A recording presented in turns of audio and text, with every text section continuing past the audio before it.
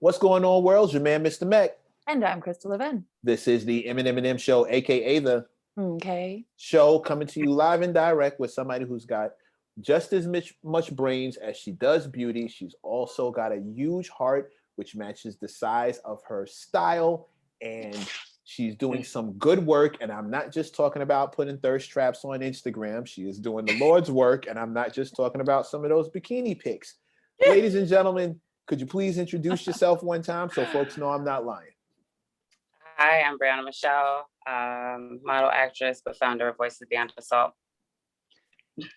Wait, say it again. What's the name of it again? I think it was breaking. Voices Beyond Assault.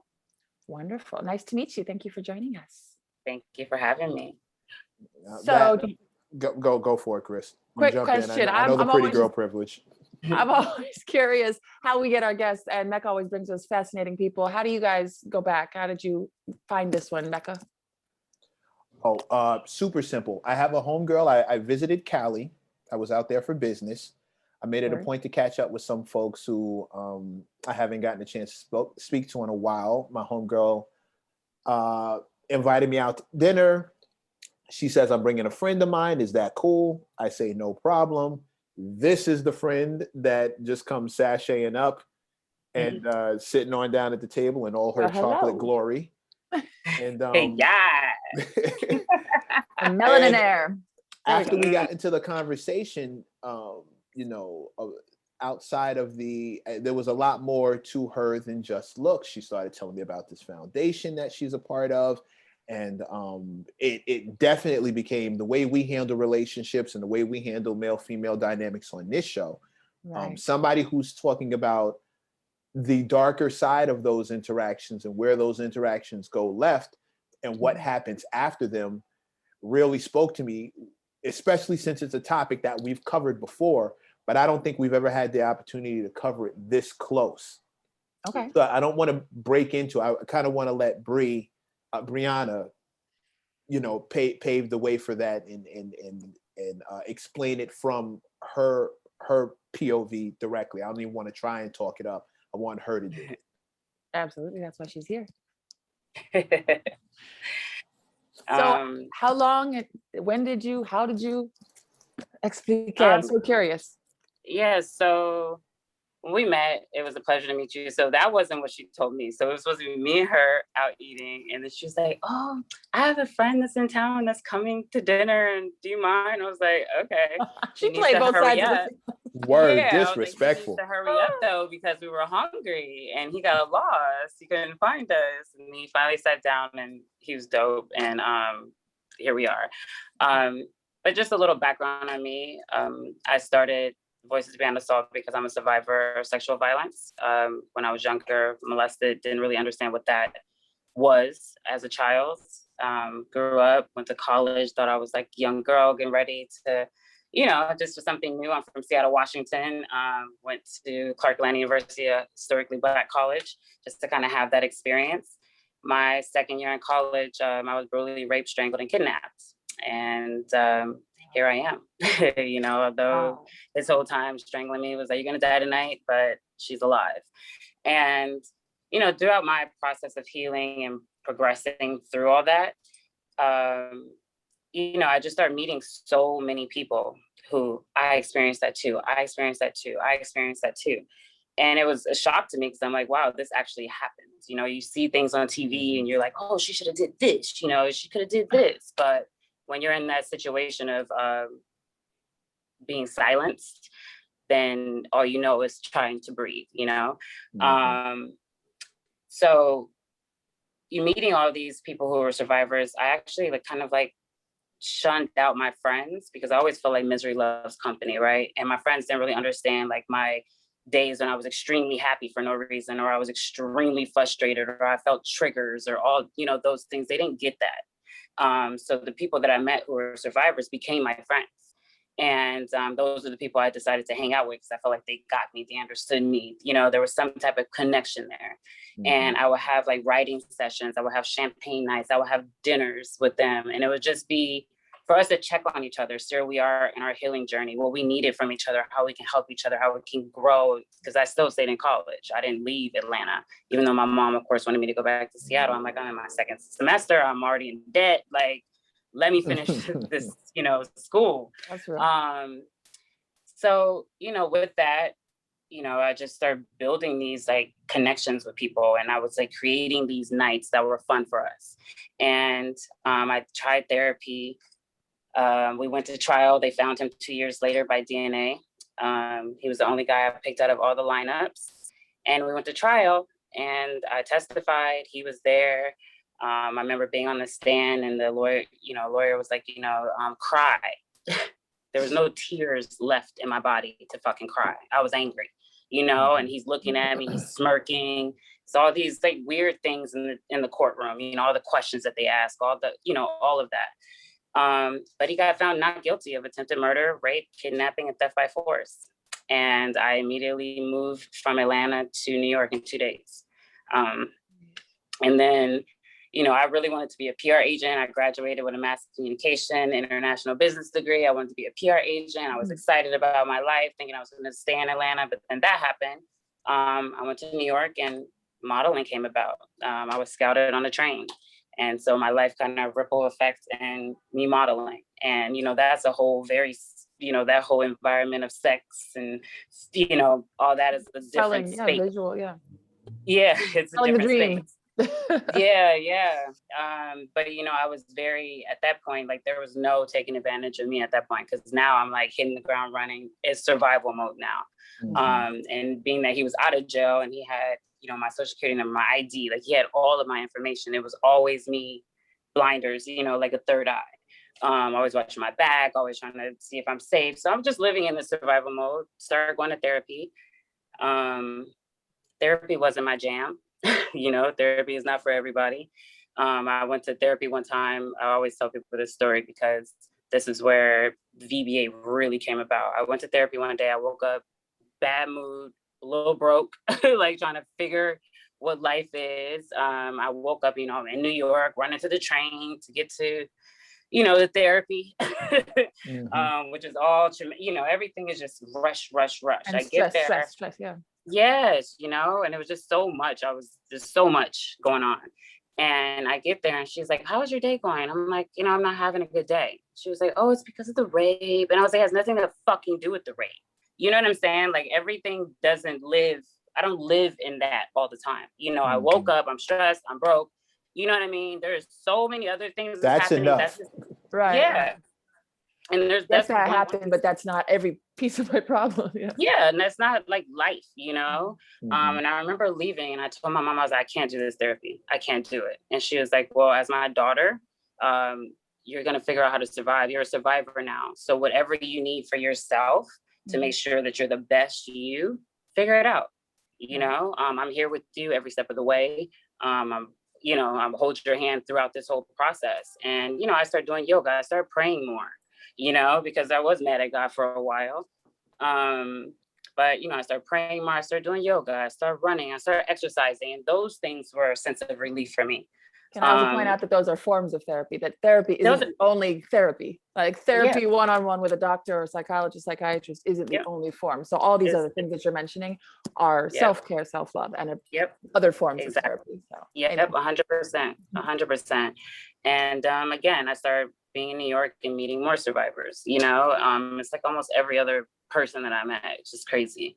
And then I started doing the same things in New York, like, doing the wine nights and all that stuff. And what I realized is there was a vacant space for organizations that truly empower survivors. There's beauty in survival, right? As we get up, we make up, we go to work, we figure things out. Because we don't have any other option but to figure things out.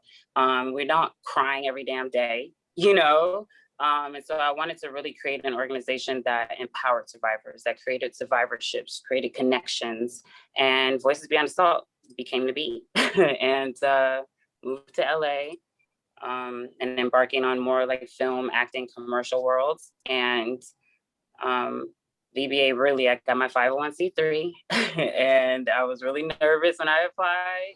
I got my letter back. I didn't even open that shit at first because I was like, what am I doing? You know what I mean? I had no idea what I was doing, but I knew I wanted to do something that was going to be impactful and really change the lives of survivors and change the face of what survivors look like. Because we still love ourselves. There's still growth of like loving yourself again, becoming, still being feminine, still being sexier, still being masculine, whatever, because it's not just women that get sexually assaulted, men do as well.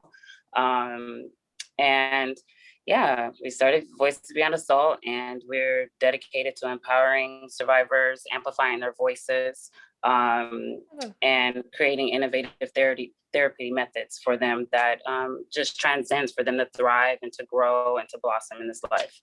I have a question. It sort of stems from the idea of therapy and catharsis. So like being able to say things out loud is probably, getting started is the hardest part, right? Right. Admitting that you were a victim, or admitting what happened, or saying it out loud. It's amazing to hear you speak because you've clearly had a lot of practice at it. So even saying really, really horrible things, you don't have to say it with a grimace. You don't have to cry and choke up when you say it.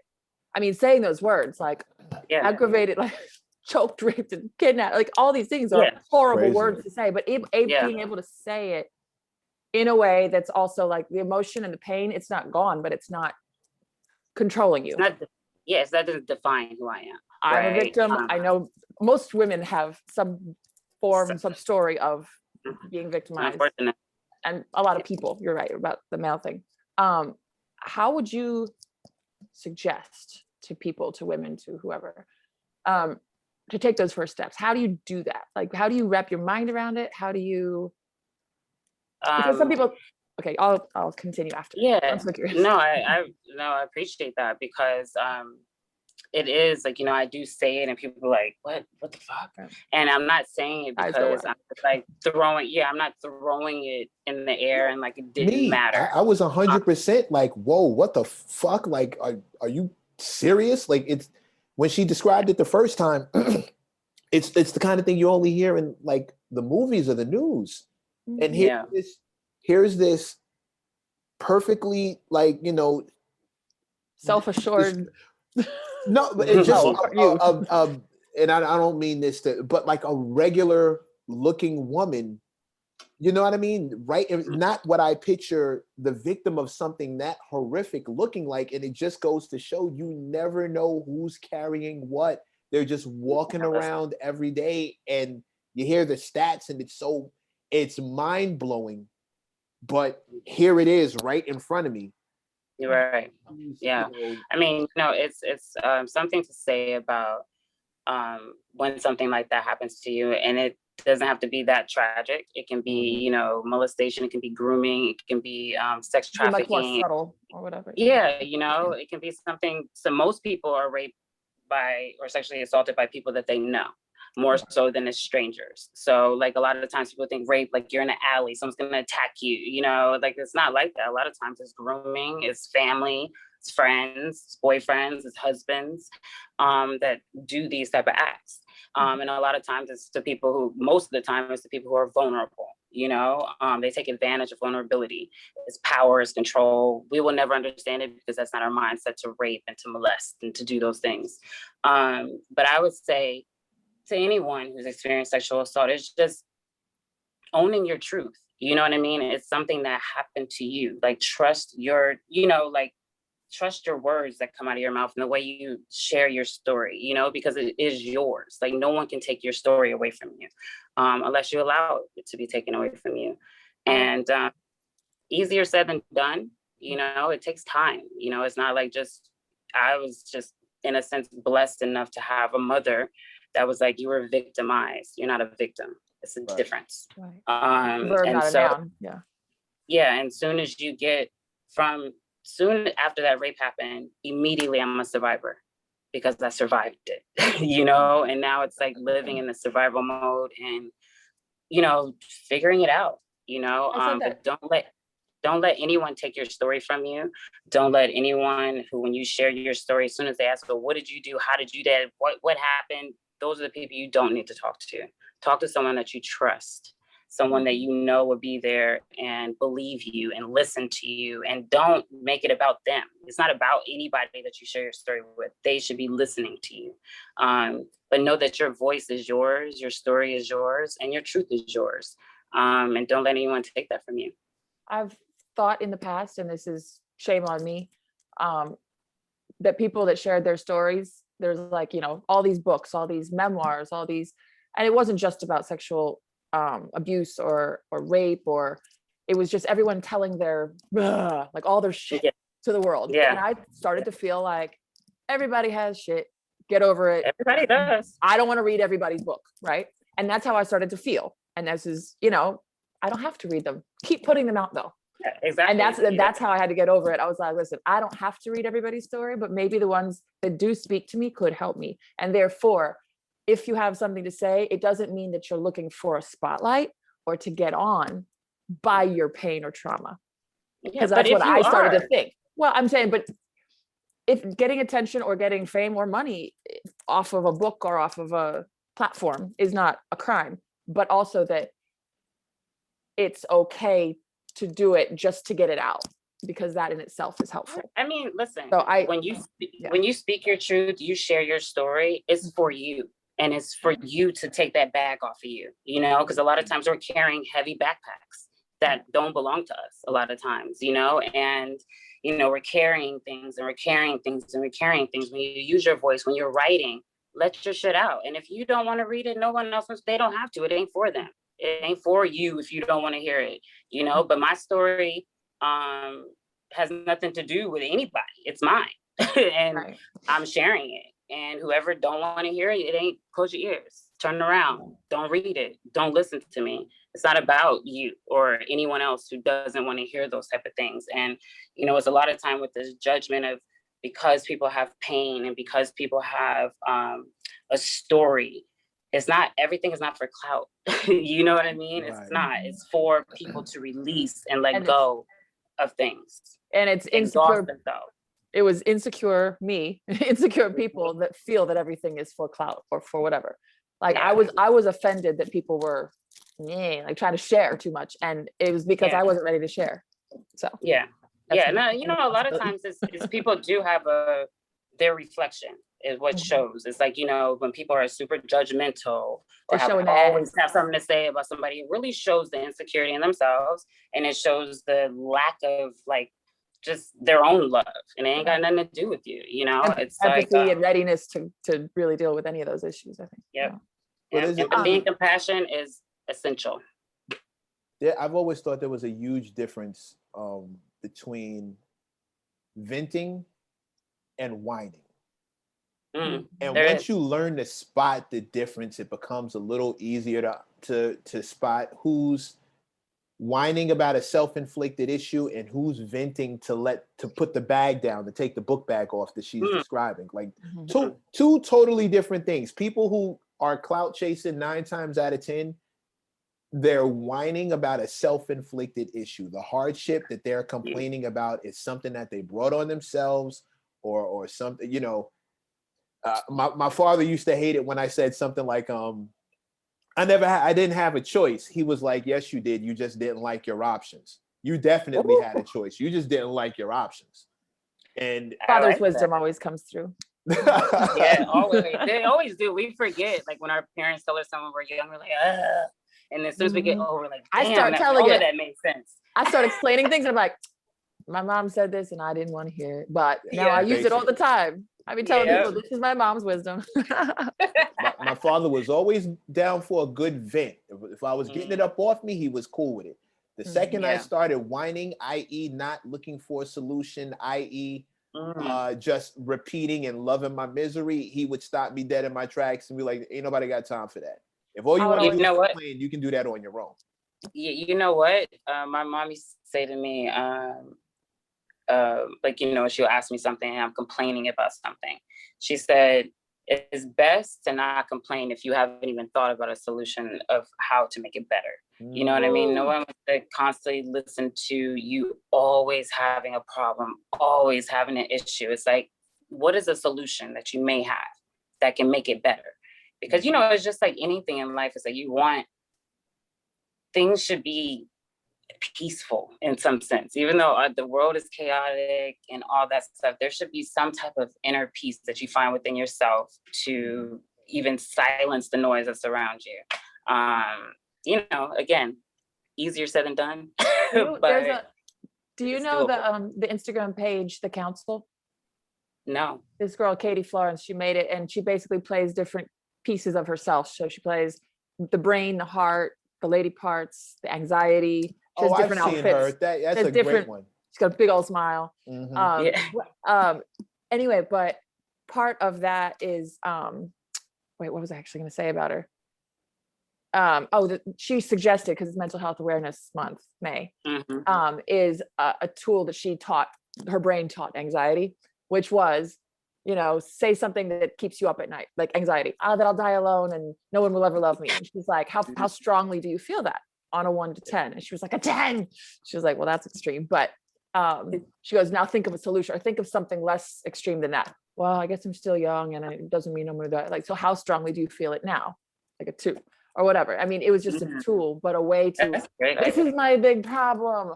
All right, now take that down a notch, think of a solution. And now how big is that problem? Yep. So, yep. And it minimizes mini therapy. Yeah.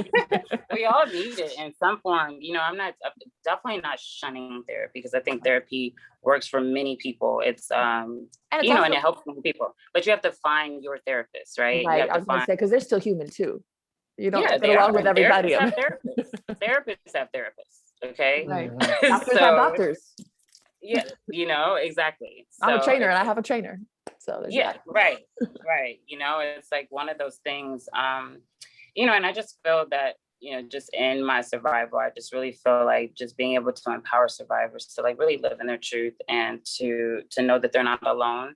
And I always want to create safe spaces for survivors, where they can go and they know that, there's people that support them, that hear them, they see them, we believe them. And there's a survivorship. Yeah, believing within this whole because all the people are like, why? Well, where were you there last? What clothes did you have on? I remember when I was talking to the detectives too, it's the same shit. Like, what do you like, you sure you didn't know him? You don't like to be choked when you're raped? I'm like, not that choked. You said choked when you're not the victim blaming, shaming, slut shaming, all those type of things. Yeah, it's horrible. I have another question, and because I asked how to come out as a victim, to say, or as someone who was victimized, someone who experienced it, how to come out and the importance of saying something. How do you suggest people that are being told, like the listener, the friend, the trusted friend, how do you said something about just listening, it shouldn't be about them, but like some advice for that? Because listen, I'm a sensitive person, and when I express my pain or frustrations to some of my friends, they're like, I don't have time for this emo shit, leave me alone. And I'm like, I don't even feel like it's safe to say it anymore to them. And they aren't able to listen, but so I need to find someone else. But like, I think everyone needs compassion and help listening. So. For example, like after the rape and he dropped himself off, because everything happened in my car. He dropped himself off. I got in my car and I was actually staying with my girlfriend at Spelman, because something was going on with our dorms or something. So I was staying with her at Spelman.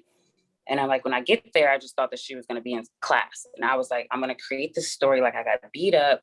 Like I just didn't, I'm like, who's going to believe that I was raped and strangled in my own and car. Kidnapped?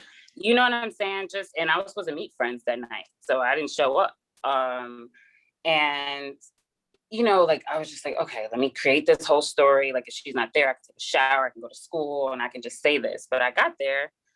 Soon as I was walking in, she was walking out. My face is this big, eyes, bulging out of my face, bloodshot red. And she's like, Brianna, what happened to you? And I was like, I gotta go to class. Like I just need to get in the shower. And I'm trying to like just run it past her, like, but obviously she knows something's wrong. Like I look fucked, And I said it a few more times and she just put 2 and 2 together. She was like, no, we're going to the fucking hospital. That's it. No shower, no nothing. Let's go. And she took me straight to the hospital. So it takes if someone shares something, especially as a friend, you know what I mean? There is supposed to be empathy. There's supposed to always be compassion for your friends. And it's just listening and being there and being available. And if you can't do that, you're not a friend. I mean, I can't associate friendship with not listening and not hearing and not supporting. I don't even know what that looks like, because that's, to me, it's not. Well, people misuse the F word. A lot of people misuse the F word. Everyone thinks I've got 200 friends. How many friends do you really have? Yeah, exactly. I have a lot of acquaintances. Yeah, I was blessed to have amazing mom, so I knew what a friend looked like, you know. Right. It's one thing to be supportive. I consider myself supportive. I'm also careful to let you dwell on your BS.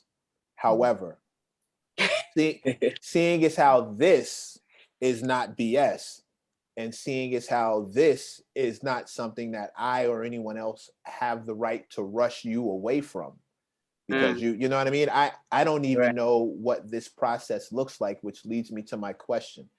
As someone who would like to consider himself an advocate for women, and someone who wants to consider himself a supporter, and you know, you wanted, who just wants to do the right thing.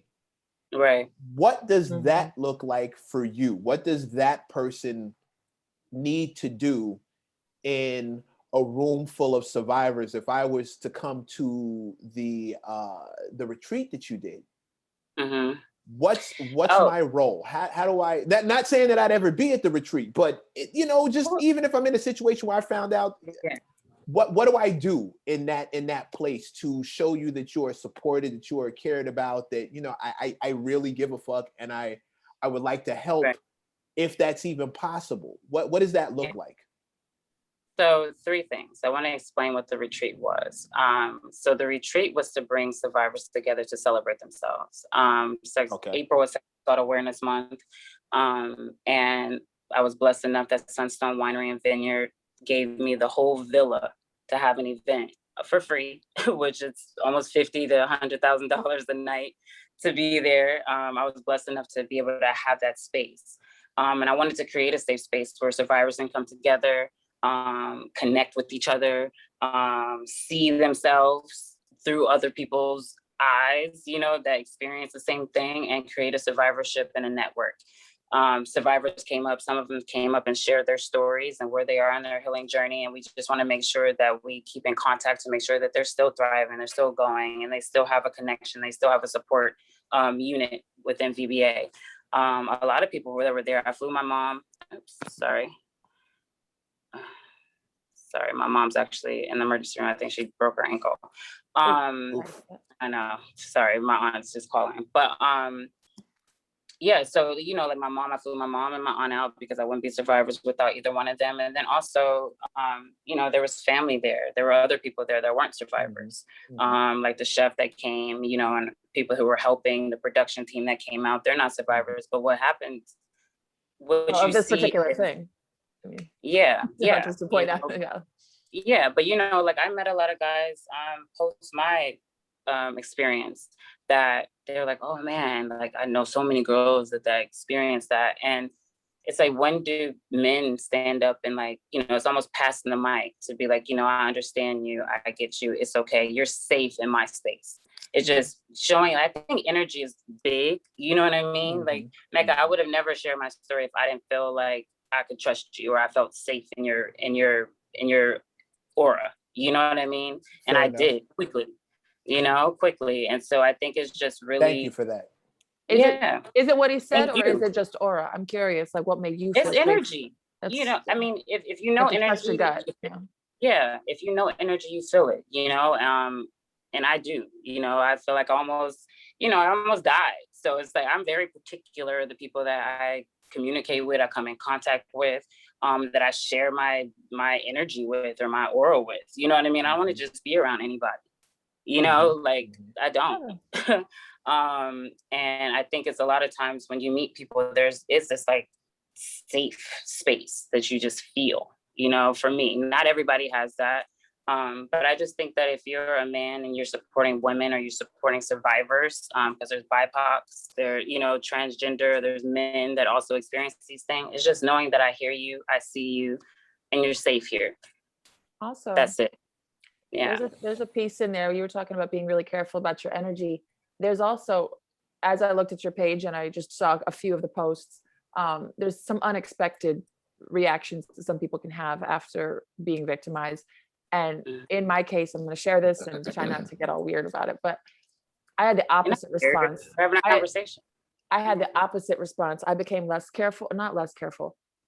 After my experience during college, which just involved multiple people and guns. So it was pretty traumatic and horrible. I was out there, if you will. People thought I was party girl, like loose. I was trying to control my experiences by pretending I didn't care. By pretending sex was just a game. It was fun. I could do it without strings. I separated from my body instead of, and so when people found out, they were like, you can't be a victim because you a hoe.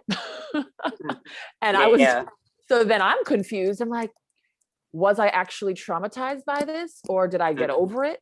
And then I read so much after the fact and found out years later that is a really common response. Actually, more common than you would think. Was becoming hypersexualized instead of desexualized, because some people just shy away from men, from, you know, that power influence from any. Some people do. And then some people have the opposite. So there's so much to learn about it. I want to say, first of all, I'm sorry you had to experience that. And, you know, here you are being able to even just share that with me. So thank you for sharing that, because it's not easy to share those stories, right? No, not at all. And, you know, for me, like growing up and have been molested when I was younger by an uncle, I did come pretty sexualized early because I thought I didn't have any boundaries. I didn't know what boundaries were. I always felt like, you know, this happened, this is like normal, you know, because I didn't know how to identify that. And people that haven't had a first kiss, that's scary. But if you've been fully touched, you know, or raped or fucked, whatever, at a young age, like physical contact isn't butterflies and exciting. It's like, it's not. Or something. This is norm, right? But then when the rape happened, it woke up a sleeping giant in me. It was like, I have boundaries now. Like, you know what I mean? Don't touch me. Don't do nothing that I don't want you to do. You know what I mean? And when, because I was strangled, I used to always wear turtlenecks all the time because I didn't want anybody to feel like this was a sexual, you know, because necks are sexy. You know what I'm saying? Erogenous zone for a lot of us. Yes, you got the long neck, and then, you know, like, so I used to wear these turtlenecks, and then I snapped out of it one day and I bought this choker, and I used to wear this choker around my neck all the time because I'm like, I decide what's around my neck.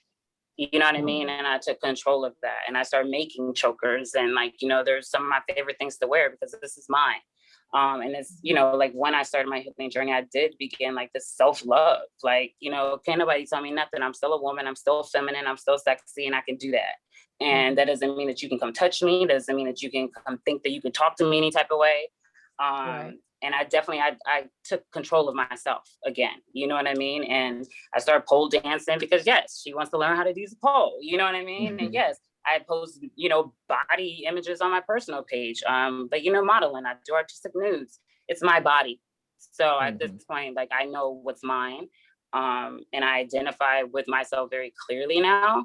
And no one can take that from me. And no one can question me too, because don't come for me. You know, like I'm not that very vulnerable girl that I was before. Like, you know, what?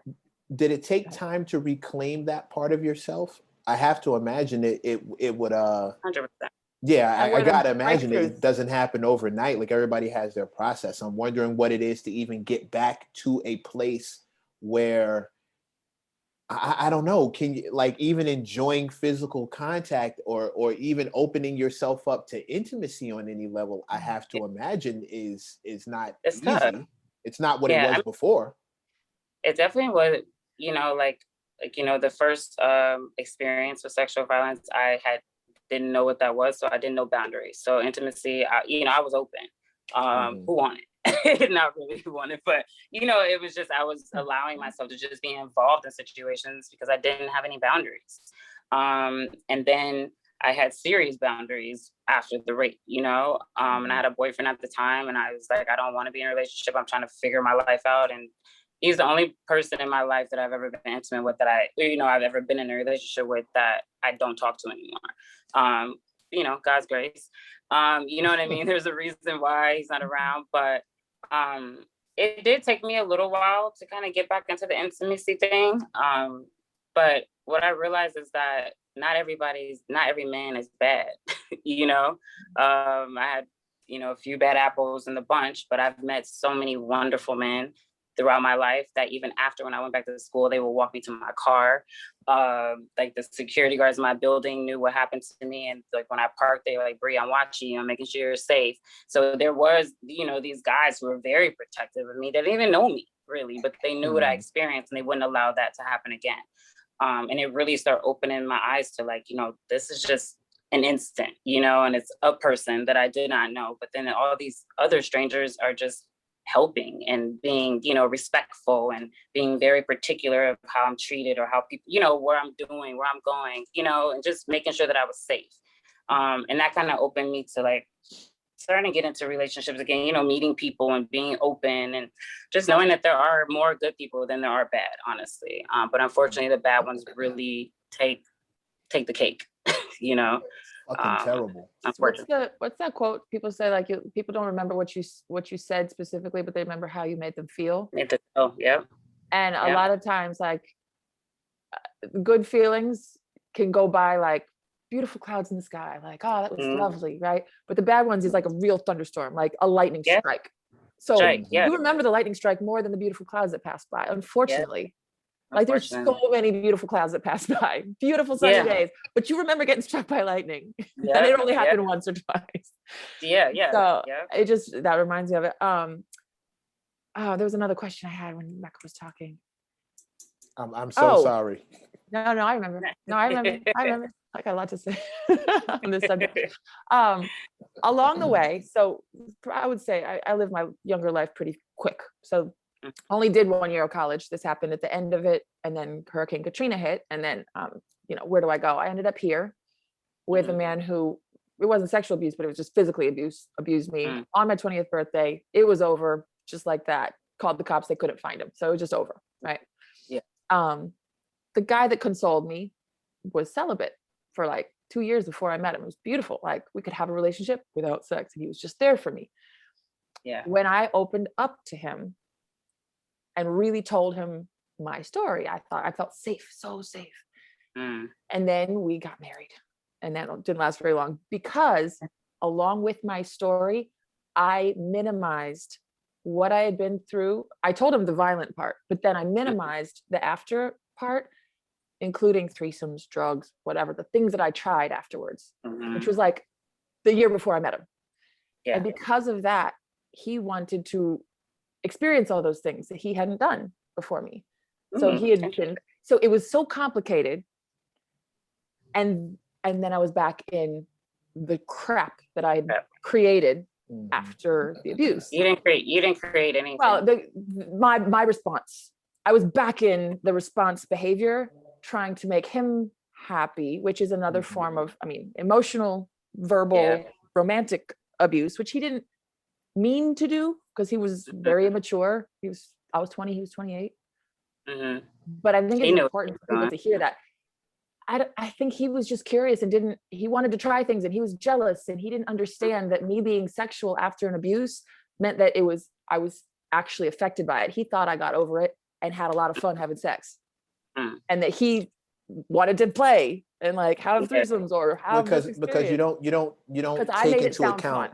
You don't take into account how deep that rabbit hole goes. Right. When you're a guy, how abuse goes. No, right. Of course not, because most of us, men, women, etc., are not educated on what the after effect of abuse looks like. We're not educated on what the victims look like.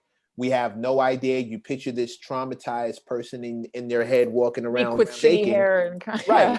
But when you hear, I had a bunch of threesomes, I had a bunch of sex, I had a bunch of different partners for fun. Right. Yeah. There are plenty of men. And this doesn't have anything to do with dealing with a victim. If a regular guy or a regular woman is going to want to experience the life that you described, if it's something that they've never done and they consider it fun. If I'm dating a woman and I tell her that I used to be rich and I used to continent hop all the time, right? And now I'm saving my money and I'm doing something a little different. Why can't we have the private plane that you used to play on? She has every right to be like, wait a minute, I wanted to sign up for that. Like that sounded awesome. How come we're not doing that stuff? And I go, no, listen, when I was spending money like that, like, it was super problematic. I didn't know who my friends were. I was running from people. They were going to kill me. Like, you have no idea. That wasn't fun for me. It was something else. Right. You know, and it's really hard to hear that when you're like, yeah, but all the pictures look fun. Right. That's back on the guy's tip. Like, yeah, well, after that happened, I kind of went a little crazy and I had a bunch of threesomes. I wanted to be wanted, and I wanted to prove that I could. And, I was in all the parties, all the clubs, and I was having a ball. I mean, not having a ball, but I was doing all this, doing these things that sound. And then he goes, "Well, wait a minute, I want to do those things. I've never had a threesome before. Wait, you actually do threesomes? Holy crap! I got a girl that does threesome. Yeah, like score." And you never think about. Very few of us think about what's behind that thing that we want to do, like why somebody was motivated. That's it. Right. It's the motivation to do X, Y, Z, A, B, and C that most of us don't question. Right. You don't question why the person. Listening. This comes down to listening then, because when I did explain, I don't want to do that because it wasn't good, it wasn't healthy. I got married because I wanted one partner for the rest of my life. He was just like, what? He's like, so I got in on the wrong floor? Yeah, you did. Yep, that was over. Do you want to stay on this floor or do you want to go? Yeah, where else? And then it proceeded to be more abuse because he would like trick me into like couples popping up at our apartment, like sending out pictures to couples on Craigslist. It was bad, and that's why it ended. On Craigslist? Yeah, couples for couples. There's like these meetup pages. It was great. This is before the Craigslist killer. Yeah, he was trying to get us killed. I'm not laughing. I just heard. He was trying to get us killed. I just heard Bree under the breath. No, but seriously, there was like male female for male female. There was this whole like underground weird meetup, and the only reason I found out is because our emails were attached somehow, and they were like messaging me, and on the reply, it would have a picture that I did not approve, like of us. Like, and where is this loser? He was in New York last time I heard, but he also tried to ask me to never speak about him, and I was like, that'll never happen because it's part of my life too. I mean, first of all, yeah, exactly. I don't name names because I'm not trying to ruin anyone's life. I would like him to become a better person. Yeah. I don't see it happening, or I didn't the last time but you didn't say his name, so Yeah, he's and I don't. He's part of your story. So here's hoping he grew up. Here's hoping karma taught him a lesson. As far as Brianna's do guy, that type of thing to anyone else. So as far as Brianna's what's the word I'm looking for? Assaultant. Rapist. Yeah, thank you. Why am I mincing words? As far as Brianna's rapist, I hope karma catches him. Like I don't care about him growing, but I hope his punishment, I hope his reward for that finds him. It's the kind of like as a man, that hearing those kind of stories, it's like nails on a chalkboard. It's one of those things like, where was I? Like, why couldn't I have been there to like break this dude's neck in 3 places like that? I don't know. I can't speak to anyone else. I know me and my circle of men specifically. Ooh, shit like that. Just like when you hear about it, I got 3 sisters, a mom, tons of aunts, bunch of cousins. The thought of that is just next. Like even Crystal, we'll do this show. I see dudes, and me and Crystal are like brother and sister. You wouldn't know by looking at us. Different mother, different father. Right. But he got it all. Even when we're doing the show and some of our male guests, maybe they don't mean any. I like to think most of them don't mean any harm. It's just like really flirting. But I get protective of her just on Yeah. that, hey, slow down, Playboy. Besides the fact that I know who her boyfriend is and he's my big homie, and the man is the size, he's like a Volkswagen with a hat on. Like, so I don't want none of that smoke at Not all. a Volkswagen with a hat. Yeah, if you see him, necklace is supposed to be jewelry. With him, it's a whole out. It's a look. It's not. You know, Head and Shoulders is a shampoo, but with him, it's a lifestyle. It's just this part is gone. So you'll make me cry in a good way. I'm not saying. I'm just saying. Like I get protective over women that I care about. I get protective over people in general. Like that level of victimization to anyone is just it just does something to me. Like something about that just. Yeah, it's unacceptable. I have a big question, and this I have to be careful how I ask this. Okay. I was raised Quaker. We've gone over this before in the whatever. I was raised super pacifist, super turn the other cheek, honestly. And I have changed my opinion on that various times, back and forth and then back again. I have a big thing with reasons versus excuses, like you were talking about whining versus venting. There are reasons for everything that we do. There are reasons that people do what they do. It's not an excuse, doesn't make it okay. I always want to understand, and understanding isn't co-signing. Understand why people do sexual assault, abuse, rape. A lot of times, this is my favorite quote, is hurt people hurt people. Most people that do violent behavior either had it done to them at some point or are completely broken from some experience. So not much sympathy for rapists, but what is causing it, and how and how do you feel about repercussions and punishment? And you know, he wants to break his neck in 3 places, but also what do we really do? So that's my 2-part question. I mean, the justice system has to change. I mean, like you said, most people that are committing these crimes have been affected by those crimes. That gives you no excuse to do those crimes. You know what I mean? It's like, it's not about what has happened to you now. Now it's what you've done to someone else at this point. So there's empathy in the sense of sorry that happened to you. But there's no sympathy for you once you have committed a crime, period. So I have no sympathy for any rapist or any child molester or any of that. Yeah, that's happened to you. You know, now you're in, you should have dealt with that, or you need to deal with that, but you also, you know, but like now you affected someone's whole life too. You know what I mean? Your life was affected. Now now it's a whole ripple effect of more people being affected by it. There's just no sympathy for any of them in my book. But yeah, I mean, you know, hurt people do hurt people, but once you hurt people, then now you're responsible. You're responsible for that hurt at this point, and it's just book. Okay. Yeah. Good. Thank you for putting it that way. Yeah.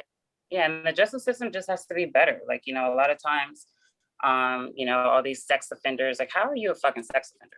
And then you're just on a registration list, you know, and then sometimes you can still be around schools. You're still like, it's an illness. You know what I mean? It's a sickness that people have. It's not like, you know, you're going out to, you know, sell drugs to make money. Right. You know what I mean? It's not like a slightly moral issue. It's a big human. Selling drugs is a victimless crime. I've never seen anybody go who didn't buy drugs, who wasn't looking for drugs. Drug dealers can't sell to people who are not buying. That is that you are here for the drugs. That part. You showed up looking for. I've been in this city my entire life. Yeah. I've only known one person in my life that sold coke, and that was a surprise. She had to just come out the blue and like, oh, by the way, I'm doing this. And I had no idea she was doing that. You have to go find the drug guy. Okay. You have to go looking for them. They're not advertising. You got to know a guy. Right. Yeah. So if you're buying drugs, like you're asking for because you want drugs. Yeah. Like no one's asking to rape me. Exactly. You know what I mean? Like no one's like rape me, victimize me, harm me, kill me. Like no one's asking. Well, you know, no one's asking for those. Right. There's not a network. I'm hopeful. Yeah. No. In the circles where that kind of sexual play is sought, it's consensual. It's very consensual all the way across the board. It's what we're talking human safety trafficking words. levels of wealthy people buying children and women like that. Yeah, no, I'm not. I'm only talking about people who have the ability to consent. Those are the only people I'm describing here, and those people are consenting and also seeking out. But we should stop confusing what somebody likes in bed versus someone who is rape a fantasy victim versus rape and a rapist. things. Right, like two completely BDSM totally is separate different things. than beating shit out of somebody. And consent is sexy, right? Like, when you have sex with someone and because you want to have sex, it's good. It's different, Factory sex. And seeing someone enjoy what you're doing to them is supposed to be the turn on, not seeing somebody not enjoy what you're doing. That's when you're broken. We would never, we would never understand that mindset. Yeah, but that's when you're broken. That's when you're talking about the illness part. If that's what you enjoy, then that's the problem with you. Yeah, exactly. Yeah, 100%. I'm anti. I believe there are certain things that only God should be able to forgive you for, and everybody else like that it's a wrap for you. Like if you've crossed that line, if you've done that, right? if you've done that, in my opinion, that's an irredeemable. There's nothing else for us to talk about. Like that whole snapping your neck in 3 places. Like I feel like that should be the prerequisite.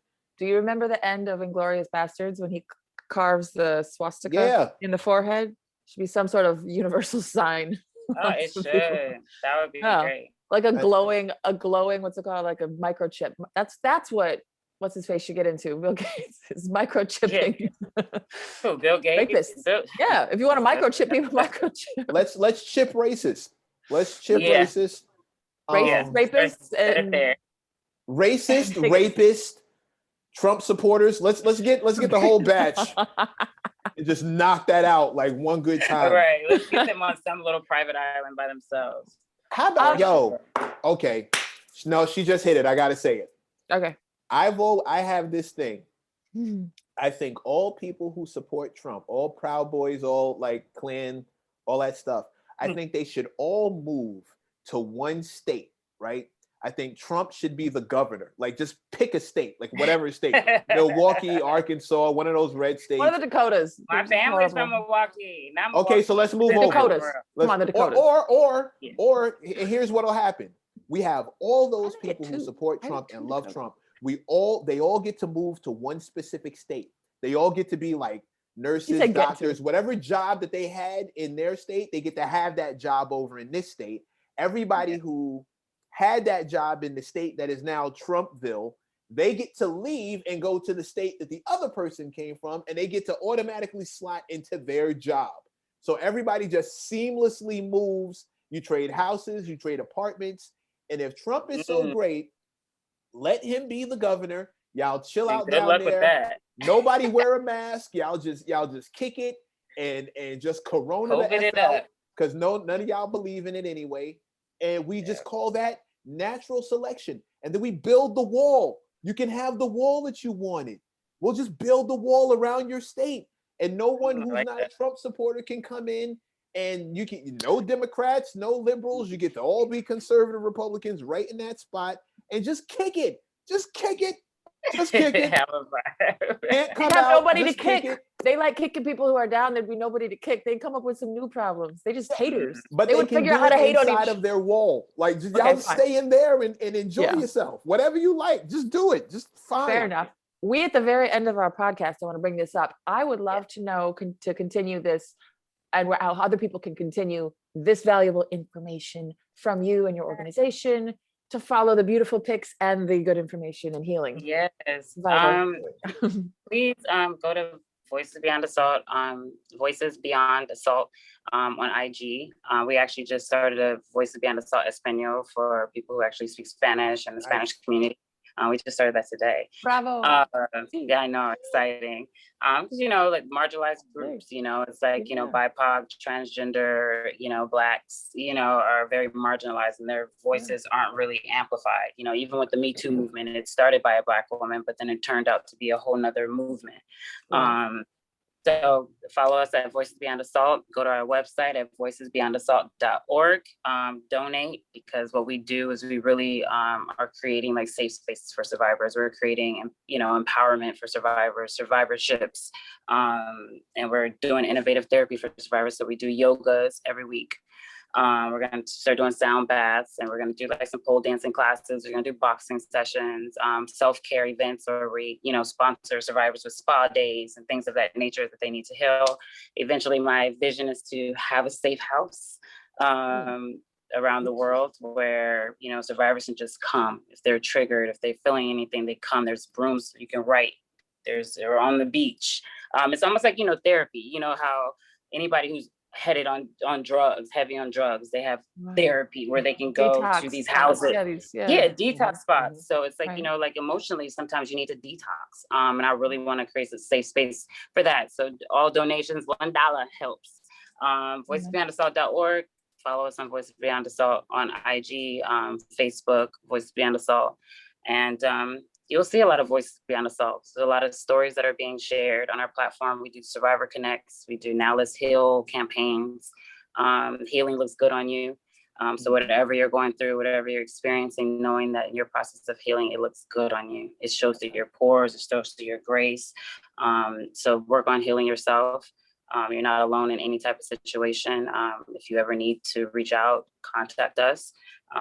We provide help for anybody, if they need spa session, if they need therapy, we connect them with therapists and things of that nature. We just want, survivors to know that you can still thrive at post-trauma.